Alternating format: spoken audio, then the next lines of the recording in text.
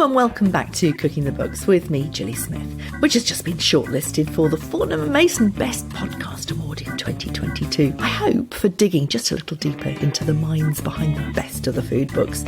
Each week I ask for 4 food moments from my guests which help us explore the thinking behind their books. And this week I'm with Al and Kitty Tait, the dad and daughter team, for whom baking bread has literally changed their lives. I think a lot of people go, how did you decide to drop out of school? How did you decide to homeschool? All of these things were just survival. We were just surviving. Kitty was only 14 years old when crippling depression didn't just change her life but her family's too. Baking bread was just one of the many things they tried to get her back. And it worked. And some. Just 3 years later, the Orange Bakery is already a thriving business run by Kitty and her dad, and their beautiful book, Breadsong, tells the story. I began by asking Kitty what that darkness felt like. I mean, it's really interesting. It's something that I am constantly thinking about, but I'm not desperate to find the reason to. I know a lot about what it felt like, and I don't know why it happened. I know that for whatever reason, for the chemicals in my brain, for my genetic material, for the things that were around me, I just really, really struggled with depression and anxiety. And actually, even now, it's something that it doesn't just go away, but I learn to live with, and I have coping mechanisms that really, really help me. But back then I didn't, and I didn't even know what was wrong with me. So it was like this brain fog, and I just remember just not wanting to get up in the morning, not wanting to have a shower, get dressed, eat, anything. I just didn't want to function anymore, and I couldn't see why I would. It sounds like pointlessness. You know, you're not the first person to talk about this kind of feeling, that lack of point to life. Is that what it felt like? It was very much, it's a nice way of putting it. It was this pointlessness, and I couldn't work out why that was, because I enjoyed school. I wasn't being bullied. So many people jump to conclusions like social media and, it's so hard for young people these days, and it is. But for me, I had a really lovely childhood, a really lovely life, and this was just completely out of the blue. Yeah, and you do have the most magnificent family. Al, it turned your whole family upside down. You responded by supporting her. I mean, in a major way. But what did the family do, first of all, when Kitty, withdrew? It must have been terribly frightening for you. Presumably none of you really knew what to do. No, absolutely. It's a very, very good question. I think we probably but we families are busy, complicated, messy organisms, and there's a lot going on at any given time, and there was a lot going on at that particular moment in time with Kitty's older siblings both doing sort of exams, and so we probably missed some of the obvious warning signs that were there. And then when things did happen, it's just like being spun around very, very fast and asked to walk in a straight line. You know what you're meant to do, but you really struggle to work out which way you are actually moving, and is it the right way? So it was very hard for you guys, because I loved acting, and I would always do school plays, and I was very good at acting this smiley, easy youngest kid who could just fit in very easily. And so then when everything did break, when I did just become too exhausted, and it was literally overnight, I went from one day bouncing down the stairs, and even though, yes, I felt numb and empty inside, I could at least smile, and I could at least function, and I could at least take care of myself and look normal, to the next day where I just couldn't get out of bed. So for you guys, it was overnight. Yeah, it was only 3 years ago. I mean, it is remarkable how quickly this has happened. Al, you tried all sorts of things. You tried crafts, you tried sewing, you tried puppies, you tried everything. You gave up your job to be with Kitty and to try and to take her out of school, which is a brave thing for a lot of families. It certainly worked for you. But you know, your whole life also turned upside down. You had a very successful job as a teacher. You were working at Oxford with the dyslexic students. I mean, how much did it take for a father one of you had to give everything up in order to school your daughter? Well, it simply wasn't an option. I know it sounds very basic as a sort of response, but there was no way that Kitty could go to school. Absolutely no way that she could sort of function. She was just about functioning in the sort of safest of safe home environments, and we weren't going to outsource this. It wasn't something that's not how we function. And I don't really think actually it was an option. So it had to happen. So in a way, and an awful lot of the momentum behind the first sort of few years really of this story, it has been about just doing because we had to, or doing because we could. Not I think really a lot of people go, how did you decide to drop out of school? How did you decide to homeschool? All of these things were just survival. We were just surviving. We were getting through the day, and when it wasn't possible for me to go to school, and it wasn't possible financially and for so many reasons to get help, basically, you had to stay at home. And for so many reasons that Dad was a stay-at-home dad when we were growing up, so you were used to that. We just survived. And it's the bakery again. When did you decide to open a bakery? When did you decide to do all this stuff? It was just surviving. We were baking more than we could eat, so we gave it away, and then the more we gave away, the more it grew. And the bakery came out of just another of those moments. Al, you made some bread one night, and you'd made bread before. It's not like Kitty hadn't seen you make bread. It wasn't particularly good bread that you'd made before. Kitty, can you talk about what it felt like to take that top off the no-knead bread that your dad had made the night before and see something quite moving? I mean, at first I was definitely making fun of Dad, because he was so determined while mixing this flour, water, salt and yeast, and it just looked like wet concrete. It just looked really sloppy and really unappetising, and I just could not see how he was going to make this into something edible. But you scooped it out the next morning and you put it into a baking tin and you put it in the oven. And again, I was still really like making fun of him, like, oh God, here it comes. And then he lifted the lid, and what was this anemic, gloopy dough was suddenly this golden, crusty loaf. And the smell, everything just made me feel safe. And I hadn't felt safe for a really, really long time. You write, when he lifted the lid, there was this beautiful, crackling, singing loaf that made the hairs on the back of my neck shoot up. Just reading it again, it makes the hairs on the back of my neck shoot up. It was a moment. It was alchemy, wasn't it? And you also say it was like the girl who could spin straw into gold. You know, all those wonderful children's stories that I know that you read and had read as a child had all kind of come into this moment. Alchemy, turning something into something else. That's what you needed in your life, even though you probably didn't even know that at that time, and it was happening right in front of you. It sped you onto the most incredible story. And energised you, didn't it? I mean, you know, both the wonderful thing about your book is that you write half of it and your dad writes the other, and your dad is watching this suddenly supercharged, turbo-driven daughter who, you know, only a couple of months ago couldn't even get out of bed. What happened? What was that alchemy for you? Well, it was like you were saying at the beginning, I just couldn't see the point of anything. And when you can't see the point of anything, everything just feels so dark. I mean, I remember waking up and there was so much colour in spring, but everything, my whole world just seemed grey. And what bread did is it just brought back the colour. Suddenly I had purpose. Suddenly there was a point to my day, if that was to wake up to bake the bread or to be there in the evening to mix it for the next day.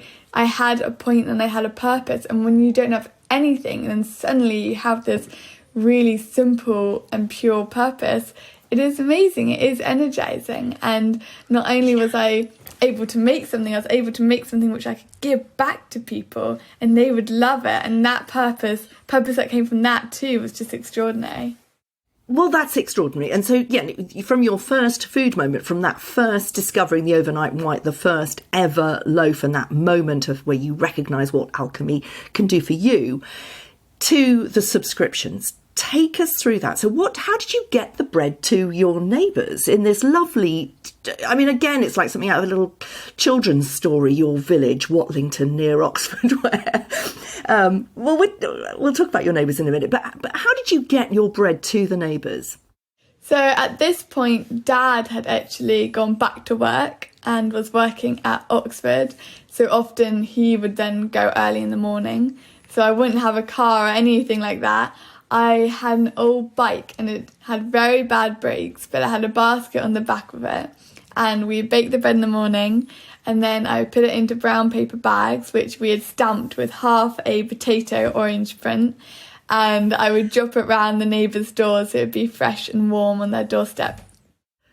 It's lovely. It's very beautiful, but let's not forget that was a big leap for you, wasn't it? Because part of your depression meant that you literally couldn't go out of the house. You wouldn't be able to talk to people. You wouldn't be able to engage with people. And the bread was giving you a connection with people. It was a mask.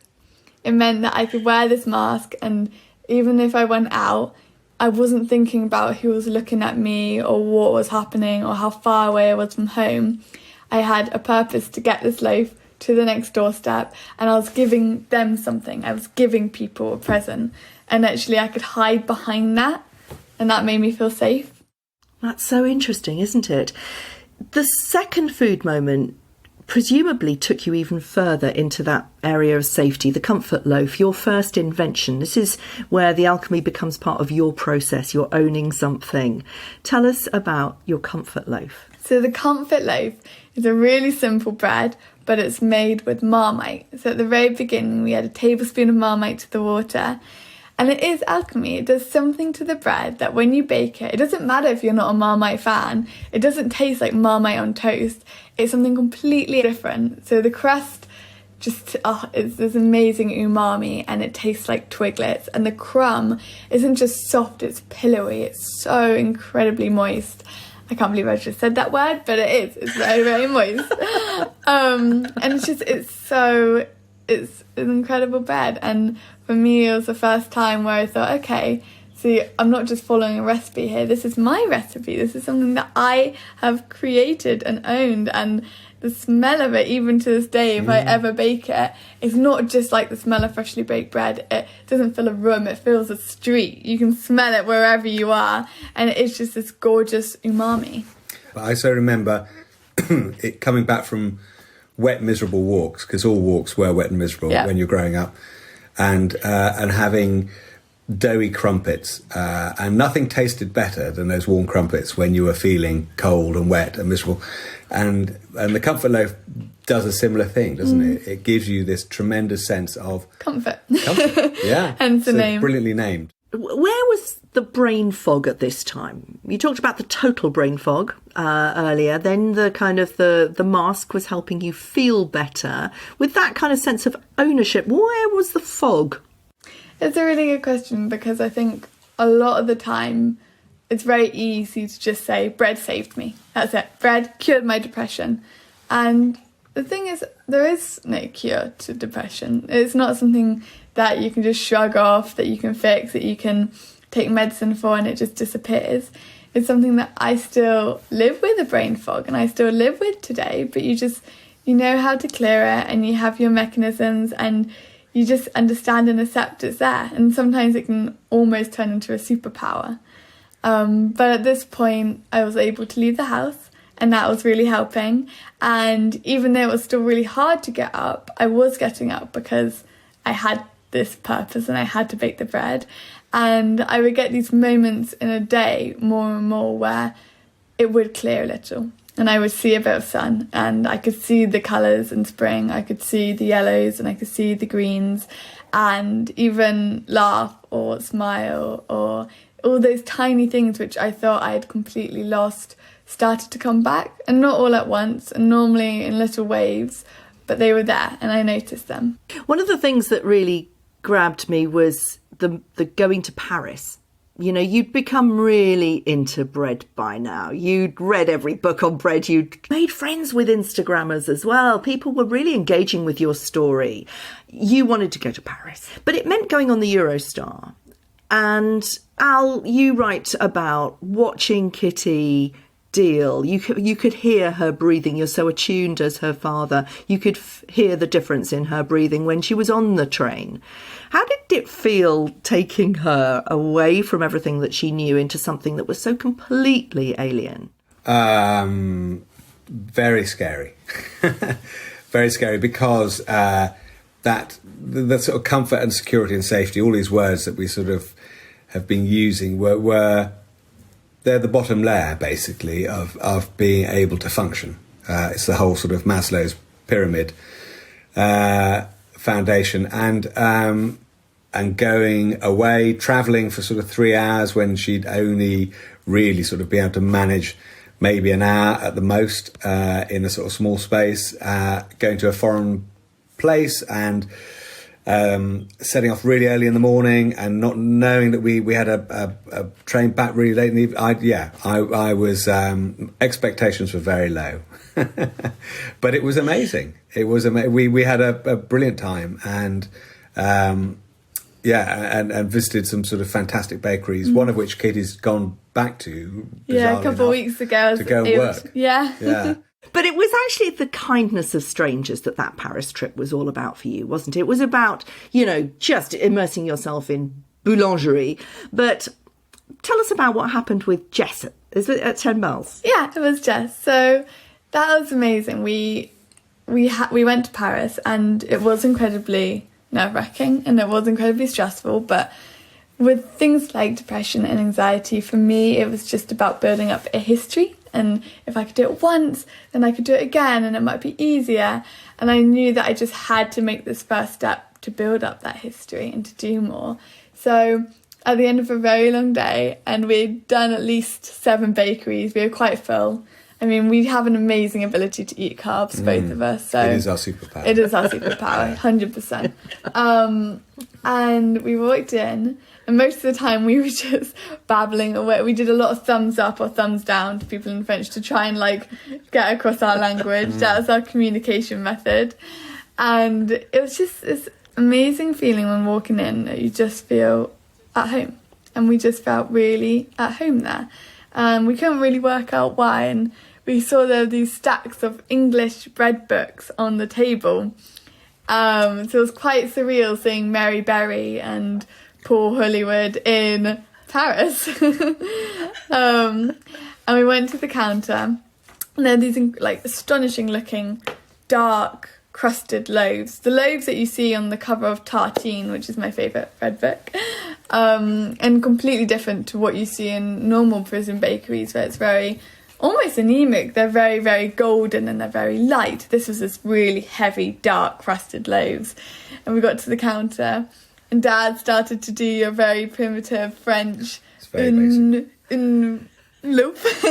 Mine's even worse, so don't worry. And he turned around, and this very sweet girl turned around, and instead of talking back to us in a slightly better French English, she was from, where is she from? Manchester. Pure Manchester. Yeah. Turned around, and she was from pure Manchester.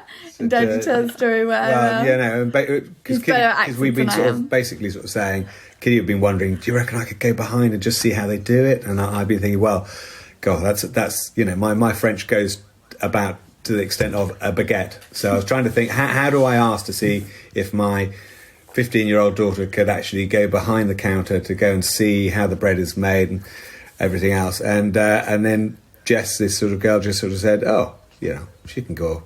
I'll see what I can sort out. I'm sure they'll let her.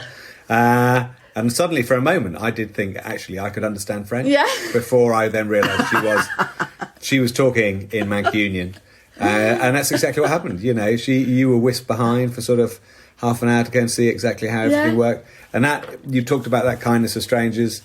that's been what has punctuated our story all the way through, has been just these little and sometimes big acts of kindness and empathy Or a and lot of the understanding. time, it's a very small act of kindness to the person or to the baker, but to us it just feels enormous, because if it is inviting us round to see, for them it's just half an hour talking to a very nerdy, geeky, bread teenager. But to me, that then shapes the next couple months, that shapes years, that shapes my life slightly. Yeah. There were two things that I kind of noticed about that. One was that it gave you a vision. I love the vision of you living with Jess and riding around Paris on a Vespa. That's one fantasy maybe, but it's good to have a vision, isn't it? That gives a sort of a future to somebody who's suffering from the now. It's really wonderful to have a sense of the future, isn't it? And it is that future. I didn't realise it, and I still have to be really aware of it, but with depression, it isn't this like fog straight away. It can be tiny little signs, and I still am really aware of it now. If I stop thinking about the future, if I stop having these little dreams and fantasies, you might be fine, but it's a little hint, it's a little inkling, it's a little bzzz. Yeah, the light comes in. Yeah. The other thing that I've noticed, and I've interviewed a lot of bakers, and they all seem to be people who, for some reason, have kind of jettisoned the kind of the world outside. They are people who like to work with their hands. They are people who are very present. And I imagine that your story, or even just a young girl so fascinated with bread, they don't need to know your story. It's a connection, isn't it? It's about something that's very real compared with so much of the nonsense of the consumer world. And I'm wondering if you noticed, did anybody ever say anything like that to you? Was that a reality? It's really interesting when you say it's very present. That's exactly what it is. As a lifestyle, but as something that you do, it's very, very hands-on. It's very artisan. 90% of it is very, very mundane. And there's a lot of repetition, and it's quite hard work. And then you get this 10% of magic, sort of 5% either side, 5% when you're thinking up a new idea, and 5% when you're seeing someone eat that idea. It is. I think it's extraordinary, actually, as a way of sort of operating, because you do have to live in the moment. Because that's where 90% of the process fits. I don't know what you feel. No, it is. It's an amazing career, actually, because no matter what, if you know how to bake, and especially if you know how to bake bread, you will never be homeless and you'll never be hungry, because you can go anywhere in the world and there will be bread, and there will be a need for bread, and there'll be therefore a need for a baker.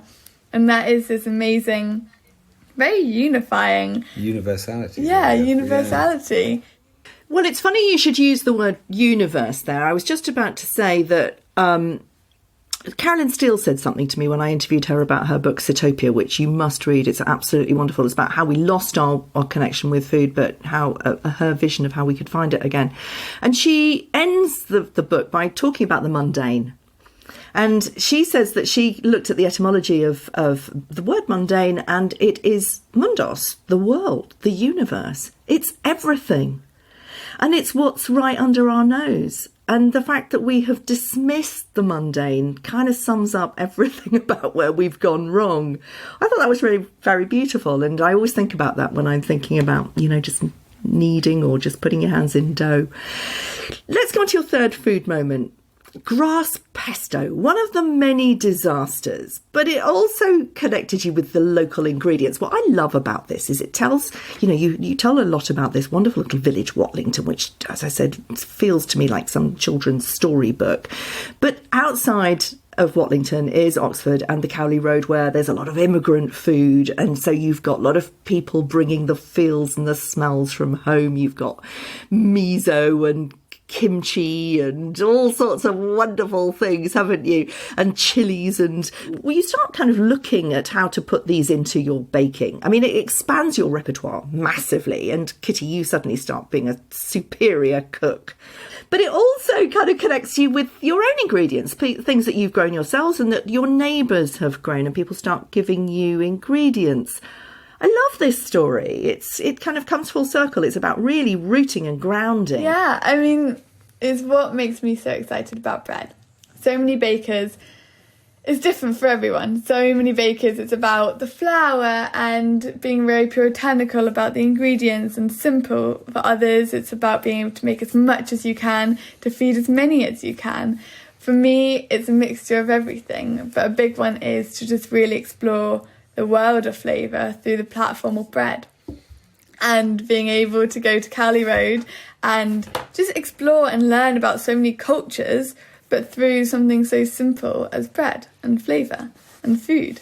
And the wild garlic pesto came from not only outsourcing to, like you said, Cowley Road, but also looking around when we were on our dog walks and talking about what we wanted to bake that week, actually looking around us and saying, okay, so wild garlic season is coming up, why don't we use something with that? And we still do now, like we get really excited.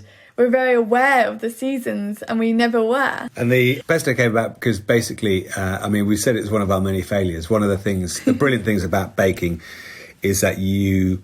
particularly when you're baking a lot, is you get to fail a lot. A lot. And we have failed big time. And still do, but each time you come away with a little lesson. And the pesto, we knew about wild garlic being something that could make fantastic pesto, and someone had told us where to find it. We just had no idea what it looked like. And so we found and a patch. we were so excited. Yeah. I remember us trying it and being like, oh yeah, it's definitely garlicky. And this person had told us, almost in sort of, whispered, hushed tones, where this little patch was, because, you don't want to reveal your source. And so she told us where it was, and we got to the place and we convinced ourselves that we could smell garlic at this place, and convinced ourselves that this lush green stalks was wild garlic. So we filled our baskets full of it, came back, made up a beautiful pesto. Beautiful green, amazing green, bright green. So curd it in a liquidizer, and then we tasted it, and it was grass pesto, absolutely disgusting. Always good to find the disasters, as you say, because you can only learn from them. The way that you're connecting with the land is also through the gifts of your neighbours. Susan Fotherby's rhubarb from her garden. Joe opposite brought rosemary for your focaccia. Paul gave you a selection of his pears. Somebody else gave you hot chilies. Somebody else decided also to start selling their duck eggs and their honey and their walnuts. So you're opening up this world of hobbyists and bringing them into the Orange Bakery and getting people to see what's under their nose. Again, this mundane you're bringing out in a very magical way. Did it feel like that? Yeah. A lot of it is why we loved writing the book, actually, because at the time we didn't realise it. We didn't have that time to reflect, so we were doing what excited us, but we weren't thinking about how it was going full circle, how we were really immersed in the community. We just thought, oh great, rhubarb. And now looking back, we were able to really take pride in that, actually, to go, wow, that was really cool, and that is really cool, and that we continue to do it. I think it's this extraordinary moment as well of just realising where you fit in, or that you do fit in, to a sort of web of connections and relationships, and some of those are based on friendship with our neighbours. Some of them are based on the fact that we have other shopkeepers in the town and we use their products, or even just recently the one restaurant that we supply is this lovely restaurant in nearby town, and they've just had a review in the paper in the Guardian for their restaurant, and which has been brilliant, and we love the fact that we are a tiny part of their success. It gives us a extraordinary sense of privilege to be involved in their much more impressive story. But it's this web of connections that makes you feel grounded. Part of something and grounded, but it also makes you feel excited. And Instagram has been a fantastic way of opening you up and connecting you and being able to tell your story. Again, that wonderful ability to reflect. I mean, you mainly post pictures of wonderful bakery products, but, you know, people were really kind of getting your story. And when you launched a Kickstarter, I mean, Al, you felt terrified at that point, didn't you? A Kickstarter to set up your own bakery. Oh my God, am I going to be an actual baker? As much as terrified. Yeah, absolutely. It was an idea that was probably another 6 to 7 years down the line in my head. But not for Kitty. No, well, 6 or 7 minutes. Yeah, exactly. Supercharged Kitty with suddenly a huge sense of purpose. The result of the Kickstarter was phenomenal, wasn't it? You raised the money and some, and you realised how validated you were by all sorts of people, from your neighbours to pop stars like Sophie Ellis-Bextor. Yeah. And the Orange Bakery was born. Kitty, you write, the bakery soothed my brain and made me feel safe. I knew what I was doing there and my anxiety never roared away. It was just a really happy place. It's not the end of your story by any means. Could you have envisioned that in any way when you first started baking bread? Not at all. I still have slight imposter syndrome now. And on a Saturday, and we bake everything, and I can see this line of people queuing to buy the things that we have baked, and a little part of me just goes, really? Do they know I'm not a trained baker? Do they know that we are just doing this all off the hoof slightly? But it is a dream, and it's more than a dream because we have worked really, really hard for it, and we still do. I mean, we love the baking side, and that's what we show on Instagram, but we don't show the cleaning or the ordering or the endless paperwork. Well, the book is just about to come out as we're talking to each other, and the press have already come running. Your fourth food moment is about one of those extraordinary results of the press coming running. A Danish journalist got in touch with you about after his girlfriend had seen the Orange Bakery Instagram, and he put something out on Danish radio, and a little boy called Nicholas invited you to come over to Denmark to see how his granny Ulla made her bread.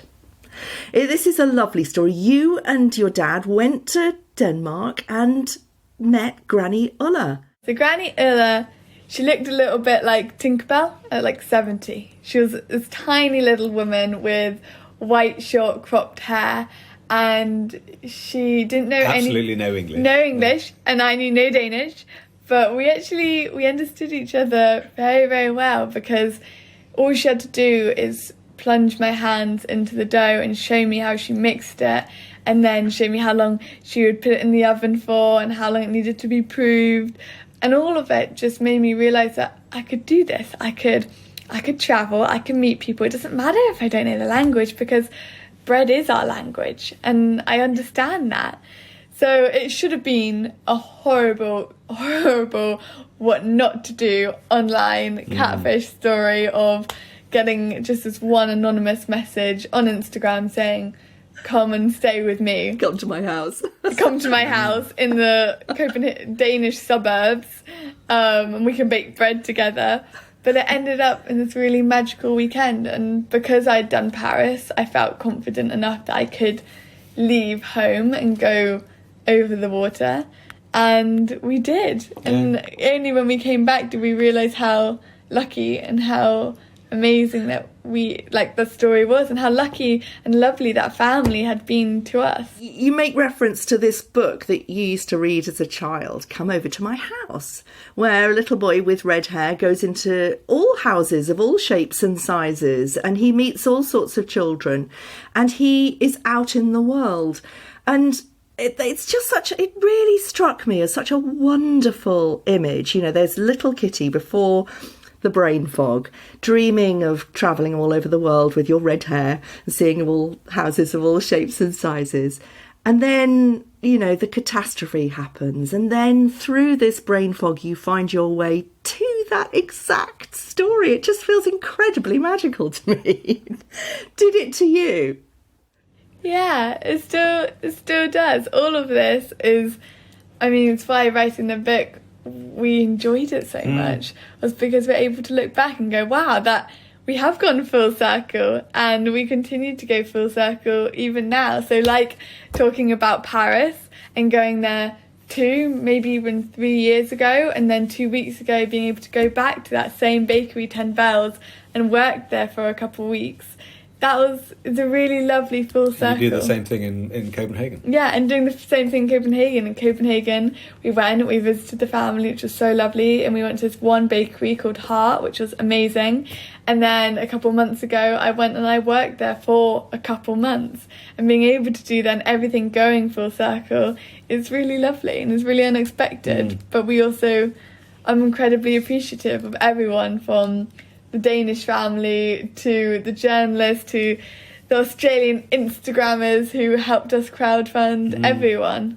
Kitty, I've no doubt that you're going to be a baker for the rest of your life. Al, going back to teaching ever? I don't know. It's really interesting. The other side, and much less exciting side to the sort of story, really has been the fact that I have, as a sort of middle-aged man, I've had this chance to completely reinvent where I'm going. So actually, I'm loving having the second chapter as a baker, and it's brilliant. And we're going to be starting some teaching, so that sort of brings the world together. I think what you don't realise is how much you do even now. I mean, we will have people from our local school, which is the one that I used to go to, and for whatever reason they might be struggling in classes, and we'll have them over for a day and we'll teach them. And then we're currently working on a pipeline dream of setting up a micro bakery in a prison. And you may not be teaching history or maths or English, but you are constantly teaching, and it is a skill that you are amazing at. And equally, I think the interesting thing for Kitty will be that I think you're right. I think she always will bake, because it's the most amazing currency, as she said, to sort of have around the world. But I think there will be lots of skills that she is developing now, which may not take the form of baking in the sort of future.